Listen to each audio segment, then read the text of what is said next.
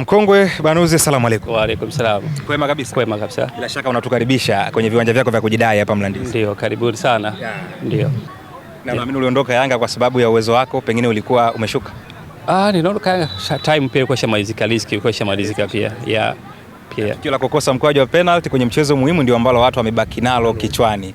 Nawe pia nalo unaweza kulikumbuka kama ambavyo watu wanalikumbuka. Huwa linanumiza mpaka kesho pia, lakini kwa sababu penalty ni kitu ambacho pia Mwenyezi Mungu pia wanapanga, unaweza kupata, unaweza kukosa. Kwa hiyo siku zile kwa ni mtihani kwangu pia. Ili kujengea ujasiri kuanzia pale. Ujasiri ulikuwepo pia na minong'ono ilikuwa ni mingi sana pia. Utokea hapo watu viongozi kuchukiwa, baadhi ya viongozi tena wakubwa. Na mashabiki, lakini bahati nzuri pia ilibaki kwenye msimu wangu kwa sababu ilikuwa bado na umri mdogo. Kwa nasema kuna siku kitakuja kwa kitu kizuri pia. Kwa hiyo unaamini kwamba kwenye tukio lile ni kama uliwagawanya watu kwenye kufikiria tofauti na namna ambavyo na wewe ulikuwa unahisi ukiwa kiwanjani? Iliwagawanya kweli kabisa kiukweli. Kwa sababu ilifikia hatua pia hata mwalimu ambaye tulikuwa naye mara kwanza pia wakati natoka Misri tunafika airport. Kuna kundi moja la watu ilikuja nyuma pia.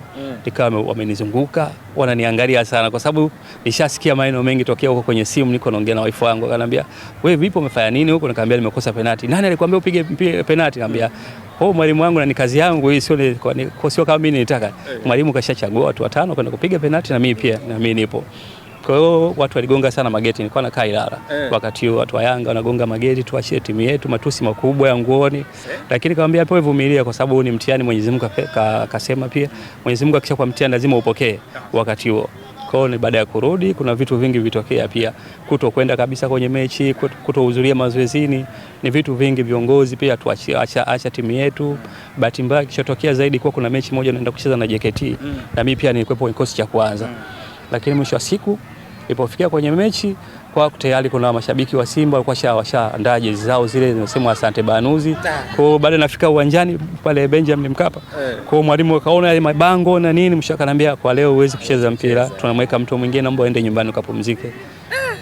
Ndio ilikuwa hivyo. Bwana pole sana, lakini ndio soka. Ndio mpira. Matukio ni mengi kwa sababu ni vitu vingi.